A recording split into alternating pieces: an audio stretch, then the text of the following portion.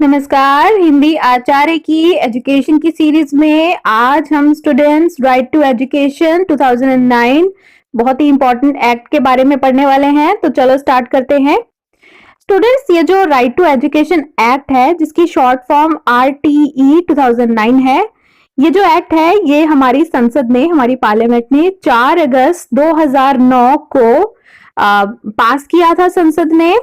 और इस एक्ट के हिसाब से सभी 6 से लेके 14 साल की उम्र के जो बच्चे हैं उन सबकी जो एजुकेशन है वो फ्री भी होगी और कंपल्सरी भी होगी। और ये जो एक्ट है ये जो संविधान का आर्टिकल 21A उसकी अमेंडमेंट की गई, उसका 21A बनाया गया। राइट टू एजुकेशन एक राइट बनाया गया, मौलिक अधिकार में आ गया ये। तो 21A, तो ये भी पूछा जा सकता है आपसे कि राइट टू एजुकेशन हमारे संविधान में कहाँ मेंशन्ड है? 21A में। इसके साथ ही ये एक्ट लगाने के साथ भारत सरकार पूरे 135 देश ऐसे हैं दुनिया के जहां पर जो एजुकेशन का राइट है वो एक फंडामेंटल राइट बन गया।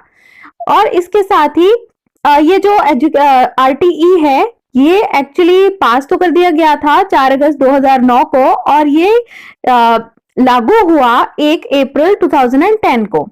और इसके हिसाब से स्टूडेंट्स कोई भी फीस गवर्नमेंट स्कूल में जब तक कि बच्चा एलिमेंट्री एजुकेशन ले रहा है गवर्नमेंट स्कूल में नहीं ली जा सकती, क्योंकि ये उसका एजुकेशन, कम से कम एलिमेंट्री लेवल की एजुकेशन हर एक स्टूडेंट का एक मौलिक अधिकार है, एक फंडामेंटल राइट है। उस राइट के लिए उसको पैसे खर्चने की, उसके पेरेंट्स को पैसे खर्चने की जरूरत नहीं है। लेकिन इसके साथ ही 2014 में एक सुप्रीम कोर्ट के लिए एक डिसीजन आया था। सुप्रीम कोर्ट ने एक डिसीजन दिया था कि जो राइट टू एजुकेशन है ये माइनॉरिटी इंस्टीट्यूशंस में लागू नहीं होगा। हालांकि ये प्राइवेट इंस्टीट्यूशंस में भी लागू है, गवर्नमेंट स्कूल्स में तो ये लागू है ही।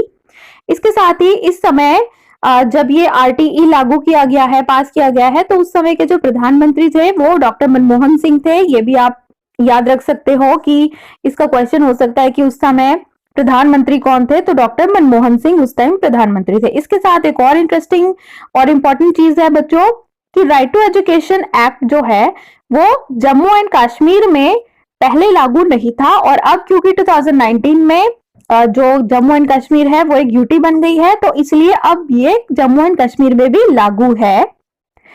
जो प्राइवेट इंस्टीट्यूशंस हैं, यानी कि जो प्राइवेट स्कूल्स हैं, वहां पर माइनॉरिटी इंस्टीट्यूशंस की बात नहीं हो रही, यानी कि जो धर्म की आधार पर जो माइनॉरिटीज हैं उन्होंने जो स्कूल्स बना रखे हैं वहां पर ये लागू नहीं होगा। लेकिन जो सभी तरह के प्राइवेट स्कूल्स हैं, प्राइवेट ओनरशिप के स्कूल्स हैं, वहां पर उनको रिजर्व करके रखनी पड़ेंगी 25% सीट्स गरीब बच्चों के लिए।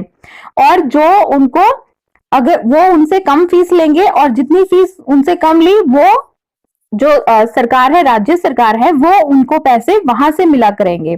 और इस एजुकेशन के हिसाब से, राइट टू एजुकेशन के हिसाब से कोई भी बच्चा जो है उसको बोर्ड का एग्जाम पास करना जरूरी नहीं होगा जब तक कि वो 8वीं कक्षा करता है। इसके साथ ही कोई भी बच्चे को स्कूल से निकाला नहीं जा सकता। स्टूडेंट्स, क्योंकि जो शिक्षा का क्षेत्र है, शिक्षा का जो टॉपिक है वह संविधान की कॉन्करेंट लिस्ट में आता है, यानी कि वह स्टेट से भी संबंधित है और भारत सेंटर से भी संबंधित है, भारत सरकार से भी संबंधित है और राज्य सरकार से भी संबंधित है। तो इसलिए जो भारत सरकार है, सेंट्रल गवर्नमेंट है, वो सब्सिडाइज करेगी ताकि स्टेट्स जो हैं वो इस जो अपने बच्चे हैं 6 से 14 साल की उम्र के, उन सबको वो एजुकेशन प्रोवाइड कर सके।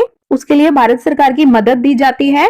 और पहले 2009 में जब ये एक्ट पास हुआ था उस टाइम पर जो सेंटर ने जो इसके लिए पैसे खर्चने थे वो थे 65% और स्टेट का शेयर था 35%। लेकिन बाद में 2010 में इसको बढ़ाकर 68% स्टेट सेंट्रल गवर्नमेंट की तरफ से इसको बढ़ा दिया गया। और जो नॉर्थ ईस्ट की स्टेट्स हैं, जो पूर्वोत्तर के राज्य असम और नागालैंड वगैरह, इन राज्यों में जो सेंट्रल गवर्नमेंट के ने जो खर्चा देना है वो 90% है। हमारी जो ministry of human resource development है, उस मंत्रालय ने पूरे 14 मेंबरों की एक एडवाइजरी काउंसिल एस्टैब्लिश की थी ताकि इस एक्ट को लागू किया जा सके। इस एक्ट का क्रिटिसिज्म ये है कि एक तो ऐसी कई रिपोर्ट्स भी आई हैं कि जिसके हिसाब से कि 1.7 मिलियन स्टूडेंट्स जो हैं भारत के अभी भी जो 6 से 14 साल की उम्र के हैं वो अभी भी स्कूल नहीं जाते। और इसके साथ दूसरी प्रॉब्लम इसके साथ ये है कि 5 लाख टीचर्स की कमी बहुत ज्यादा है, टीचर्स की कमी है। 5 लाख टीचर्स अभी चाहिए अगर आप चाहते हो कि राइट टू एजुकेशन को पूरी तरह से पूरे भारत में लागू किया जा सके। और इसका एक और क्रिटिसिज्म भी ये है कि ये जो राइट टू एजुकेशन है ये कुछ नई बात तो नहीं है, क्योंकि ऑलरेडी हमारा जो अनुच्छेद 45 है, आर्टिकल 45 है, उसमें ऑलरेडी ये जो फ्री एंड कंपल्सरी एजुकेशन 14 साल की उम्र तक के लिए वो ऑलरेडी पहले ही उसमें कही गई बात है। और इसके साथ ही कि ये जो राइट टू एजुकेशन जो एक्ट इसको सीधा लागू कर दिया गया, सीधा ड्राफ्ट इसका बना दिया गया, बहुत सारे ग्रुप से इस सुझाव पहले नहीं लिए गए। दूसरी प्रॉब्लम वही आप जानते हो कि इसमें कि टीचर्स की बहुत ज्यादा कमी है, वो तो है ही। और इसके साथ ही एक और प्रॉब्लम है इसके साथ कि इसमें सीधा 6 वर्ष के बच्चों से कम उम्र के बच्चों के बारे में नहीं कहा गया है, ये भी इसकी एक प्रॉब्लम है। इसके साथ ही जो प्राइवेट इंस्टीट्यूशंस थे वो भी सुप्रीम कोर्ट में जाते हैं और वो कहते हैं कि ये हमारा जो अधिकार है कि हम बिना सरकार के इंटरफेयर के अपना जो स्कूल्स को चला रहे हैं। अब सरकार मतलब राइट टू एजुकेशन के अकॉर्डिंग 25% उनको कोटा देना पड़ रहा है गरीब बच्चों को। तो ये जो उन्होंने सिविल रिट डाली थी सुप्रीम कोर्ट में, लेकिन सुप्रीम कोर्ट ने इस रिट को रिजेक्ट कर दिया है। और इसके साथ ही ये जो एक्ट है ये एक और चीज कहता है कि जो बच्चे हैं जब उनकी एडमिशन की जाती है 6 से 14 साल की उम्र के जो बच्चे हैं तो उनके लिए जो कागजात हैं जरूरी, उनका कास्ट सर्टिफिकेट है या वो अगर गरीबी रेखा से नीचे है या उनका जन्म का सर्टिफिकेट है, अगर वो ये सब नहीं प्रोवाइड कर सकते तो आप बच्चों की एडमिशन को मना नहीं कर सकते हो। लेकिन फिर भी एक्ट के ऐसे कहने के बावजूद भी बहुत सारी ऐसी स्टेट्स हैं जो इन कागजों के ना होने पर बच्चों की एडमिशन नहीं करती हैं। और स्टूडेंट्स इंपॉर्टेंट पॉइंट्स पढ़ते हैं इस एक्ट के कि अगर कोई बच्चा 6 साल से ज्यादा उम्र का है और उसकी एडमिशन नहीं हुई है स्कूल में, तो जब उसकी एडमिशन की जाएगी तब उसको ऐसा नहीं है कि उसको पहली कक्षा में रखा जाएगा। उसकी जितनी भी उम्र है, समझिए उसकी 8 साल की उम्र है, तो वह मतलब पहली दूसरी तीसरी कक्षा में होना चाहिए, तो वो तीसरी कक्षा में रखा जाएगा। हाँ, ये उसका अधिकार है कि वो पहले दो क्लासेस जो हैं जो उससे छूट गई हैं, पहले जो वो नहीं पढ़ पाया, उसका ये अधिकार है कि वह उसको स्पेशल ट्रेनिंग दी जाए पिछली क्लासेस की, ताकि वो मतलब अपनी एलिमेंट्री एजुकेशन टाइम से पूरी कर सके। और अभी जैसे हमने पढ़ा कि अगर बच्चा जो है वो बर्थ सर्टिफिकेट नहीं दिखा पा रहा है तो ऐसा नहीं है कि उसकी जो एडमिशन है उसको मना कर दिया जाएगा। एडमिशन बच्चों को देनी पड़ेगी क्योंकि ये उनका राइट है। इसके साथ ही स्टूडेंट्स जो टीचर्स हैं उनको भी प्रोफेशनल डिग्री पानी पड़ेगी। तो अभी हम आगे भी पढ़ेंगे स्टूडेंट्स कि ये जो टेट के एग्जाम्स हैं वो राइट टू एजुकेशन के बाद ही, बहुत ही इंपॉर्टेंट पॉइंट है ये, राइट टू एजुकेशन के बाद ही टेट के एग्जाम्स होने शुरू हुए हैं, क्योंकि टीचर्स को 5 साल के अंदर जो है प्रोफेशनल डिग्री लेना जरूरी था इस एक्ट के अनुसार। और जो प्राइवेट इंस्टीट्यूशंस हैं वो तो अभी हमने पढ़ ही लिया कि जो प्राइवेट स्कूल्स हैं उनको 25% रिजर्वेशन कोटा देना पड़ेगा गरीब बच्चों के लिए। और जो स्कूल्स हैं 3 साल के अंदर अपना जो इंफ्रास्ट्रक्चर है उसको सुधारेंगे। और देखो स्टूडेंट्स, ये जो 68th अमेंडमेंट है ये एक्चुअली, ये जो राइट टू एजुकेशन है ये एक्चुअली संविधान की 68th अमेंडमेंट है, 68वां संशोधन है संविधान का। और इससे 21 आर्टिकल अनुच्छेद 21 जो था उसमें ये चीज जोड़ी गई है और उसको 21A बना दिया गया है। और 2010 में ये लागू होता है। और इसके हिसाब से जो बच्चे हैं उनको स्कूल की तो कोई फीस नहीं ली जाएगी 8वीं तक, और ना ही उनको कोई टेक्स्ट बुक्स खरीदने की जरूरत है, टेक्स्ट बुक भी सरकार देगी। और जो यूनिफॉर्म्स हैं, वर्दियां हैं, वो भी सरकार देती है, भारत सरकार की तरफ से वर्दियां आती हैं बच्चों की। और मिड डे मील में भी भारत सरकार की तरफ से बहुत बड़ा वो है, मिड डे मील पूरे भारत में दिया जाता है, स्टेट का शेयर उसमें बहुत कम है। भारत सरकार की तरफ से ही भारत के सभी स्कूल्स में, सरकारी स्कूल में मिड डे मील की स्कीम चलती है। और इसके साथ ही जो स्कूल्स की जो मैनेजमेंट कमेटी है, एसएमसीज हैं, उनका बहुत ही बड़ा रोल है राइट टू एजुकेशन के हिसाब से कि एसएमसीज जो है वो हर स्कूल में बनाई जानी चाहिए। उस एसएमसी में लोकल ऑफिशियल्स हैं वो भी होने चाहिए, पेरेंट्स भी होने चाहिए बच्चों के, और टीचर्स भी होने चाहिए, और वो मॉनिटर करेगी स्कूल की ग्रांट्स को। और जो एसएमसीज हैं उसमें भी 50% औरतें होनी चाहिए, गरीब घरों की औरतें होनी चाहिए। और इसके साथ ही स्टूडेंट्स, जो अगर राइट टू एजुकेशन किसी बच्चे को नहीं मिलता तो वह अपना national Commission for Protection of Child rights जो है, इस चीज से संबंधित जो कंप्लेंट्स हैं वो National Commission for Protection of Child Rights ही देखता है। और ये जो टेट का एग्जाम है, एक बार फिर से हम पढ़ रहे हैं कि ये जो टीचर्स एलिजिबिलिटी टेस्ट है जो कि सेंट्रल गवर्नमेंट लेती है, जिसे सीटेट कहते हैं, और इसके साथ ही जो स्टेट गवर्नमेंट्स लेती है, जो कि फॉर एग्जांपल हरियाणा का है एचटेट है, या यूपी टेट है, तो हर स्टेट का अपना टीचर्स एलिजिबिलिटी टेस्ट है। तो ये भी राइट टू एजुकेशन एक्ट के वजह से ही स्टार्ट हुआ है। टीचर्स को 5 साल के अंदर उनको टेट का सर्टिफिकेट लेना होता है, और इस सर्टिफिकेट बहुत ज्यादा जरूरी है एक टीचर जो इन सर्विस है या अभी सर्विस में आना चाहते हैं, दोनों के लिए। इस एक्ट के अनुसार किसी भी बच्चे को फिजिकल पनिशमेंट नहीं दी जा सकती, या फिर उसके साथ कोई डिस्क्रिमिनेशन नहीं की जा सकती उसके जेंडर को लेकर, उसकी कास्ट को लेकर।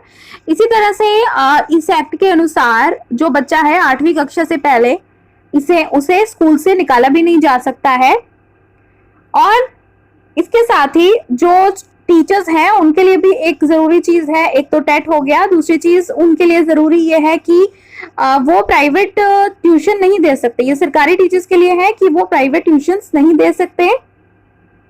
और ये एक्ट एक सुझाव भी देता है, हालांकि ये सुझाव ज्यादातर लागू नहीं होता, अपनाया नहीं जाता, लेकिन ये सुझाव है कि जो टीचर्स हैं उनको नॉन एजुकेशनल पर्पसेस के लिए, अगर या तो वो सेंसस का काम कर सकते हैं टीचिंग के अलावा, या फिर डिजास्टर रिलीफ ड्यूटीज दे सकते हैं, इलेक्शन ड्यूटीज दे सकते हैं, लेकिन इसके अलावा उनसे नॉन टीचिंग वर्क जो है वो उनसे ना करवाया जाए, ताकि जो बच्चे हैं वो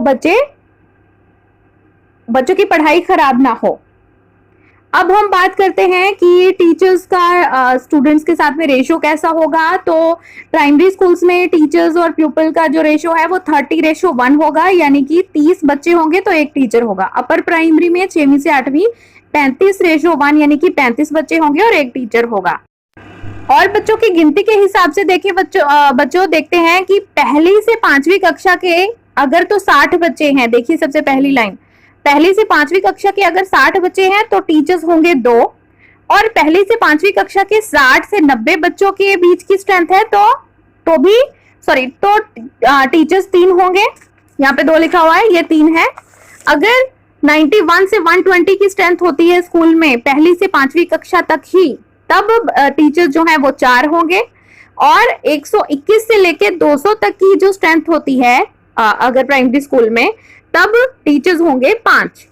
ठीक है स्टूडेंट्स, अब बात करते हैं कि अगर 121 से 200 के बीच में तो हमने पढ़ लिया, लेकिन बाई चांस अगर 150 स्टूडेंट्स से भी ज्यादा है, किसी भी स्कूल में 150 से ज्यादा स्टूडेंट है, टीचर्स तो 5 ही होंगे, आपने अभी पढ़ लिया, लेकिन उन स्कूल्स में एक हेड टीचर होना जरूरी है। 5 टीचर्स होंगे, प्राइमरी टीचर्स, और एक हेड टीचर भी वहां पर होना जरूरी है अगर बच्चे 150 से ज्यादा हैं तो। और अगर बच्चे 200 से भी ज्यादा हैं तो भी तो भी 5 टीचर्स ही रहेंगे, लेकिन हेड टीचर जो है वो भी रहेगा। अब बात करते हैं 6वीं कक्षा से लेकर 8वीं कक्षा तक के बच्चों के लिए।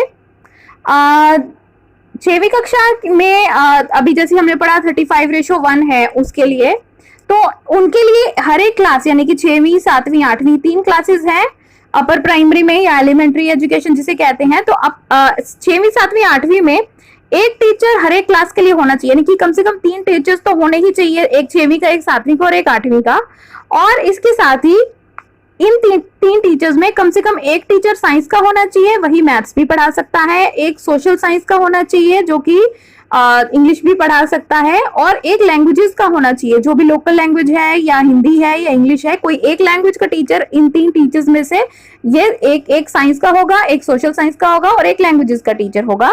और रेशो की बात अभी हमने की 1:35, एक टीचर 33 बच्चों के ऊपर होगा। और अगर किसी एलिमेंट्री स्कूल में 8वीं तक के स्कूल में अगर 100 से ज्यादा स्टूडेंट हो जाते हैं तो फिर वहां पर एक हेड टीचर होगा। इसके साथ ही part time arts and physical education के टीचर्स भी होंगे जो कि अलग अलग स्कूल्स में काम करते हैं, तो इस स्कूल में भी वो आते हैं। अब स्कूल की बिल्डिंग की बात करेंगे तो एक ऑल वेदर बिल्डिंग होनी चाहिए, यानी कि हर मौसम में स्कूल में पढ़ा जा सके बच्चों के द्वारा। और बच्चों के लिए एक क्लास एक टीचर के लिए होनी ही चाहिए, यानी कि पहली कक्षा जो है उसके लिए अपनी एक क्लास हो, तो हर एक क्लास के लिए एक कमरा तो होना ही चाहिए। और एक हेड टीचर अगर स्कूल में है तो उसके लिए भी एक अपना ऑफिस होना चाहिए। और स्कूल के अंदर जो बॉयज एंड गर्ल्स हैं उनके अलग अलग टॉयलेट्स होने चाहिए। और बच्चों के लिए एक सेफ ड्रिंकिंग वाटर की भी अवेलेबिलिटी होनी चाहिए। और स्कूल में प्लेग्राउंड भी होना चाहिए। और स्कूल में बच्चों के लिए मिड डे मील के लिए भी एक किचन जरूर होनी चाहिए।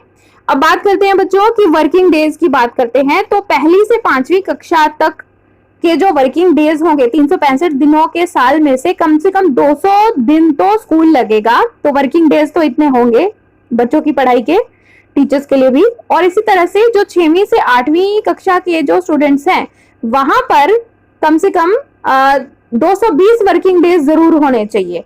और 1000 घंटे टोटल पूरे साल के, जो पूरा साल मतलब एकेडमिक ईयर, यानी कि एकेडमिक ईयर 1 अप्रैल से शुरू होता है 31 मार्च तक माना जाता है।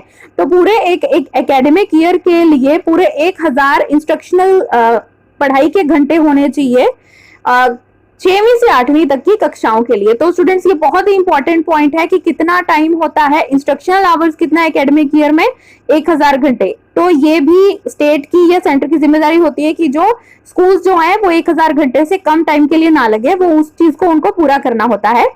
और इसके साथ ही वर्किंग डेज के हिसाब से भी देखना होता है कि 200 वर्किंग डेज तो प्राइमरी लेवल पर हो और 220 वर्किंग डेज एलिमेंट्री लेवल पर हो ही। और टीचर्स के लिए भी होता है कि उनके पीरियड अगर गिने जाएं हफ्ते के अंदर तो उनको कम से कम 45 पीरियड्स बच्चों के लिए लगाने चाहिए। और ये 45 पीरियड्स में वो जो बच्चों की पढ़ाई के लिए जो टीचर्स तैयारी करते हैं, प्रेपरेशन आवर्स हैं, वो भी इसमें काउंट किए जा सकते हैं। तो ये टीचर्स के लिए उन्होंने कहा।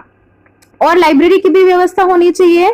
उस लाइब्रेरी के अंदर न्यूज़पेपर, मैगजीन और बुक्स भी सभी सब्जेक्ट्स की होनी चाहिए। स्टोरी बुक्स भी होनी चाहिए हर एक स्कूल के अंदर। और बच्चों के खेलने के लिए भी टॉयज वगैरह होने चाहिए। और इसके साथ ही बच्चों के लिए ऑडियो विजुअल एड्स होनी चाहिए, जिससे कि वो ऑनलाइन भी पढ़ाई कर सके और उनको ऑडियो विजुअल एड्स के वीडियोस वगैरह के माध्यम से भी ऑफलाइन भी उनको पढ़ाया जा सके। तो ये हुआ स्टूडेंट्स हमारा राइट टू एजुकेशन 2009। इसमें बहुत सारे इंपॉर्टेंट पॉइंट्स हैं जिनको आपने अच्छे से समझ लिया होगा। नहीं समझ में आया तो एक बार वीडियो को दोबारा देख लीजिए, क्योंकि मैंने बहुत ही आसान वीडियो आपके लिए बनाया है। इसमें बहुत सारे इंपॉर्टेंट पॉइंट्स हैं, उनको एक बार दोबारा फिर से पढ़ लीजिएगा अपने एग्जाम्स की तैयारी करने के लिए। और ऐसी और वीडियोस देखने के लिए मेरे चैनल को सब्सक्राइब कीजिए, हिंदी आचार्य।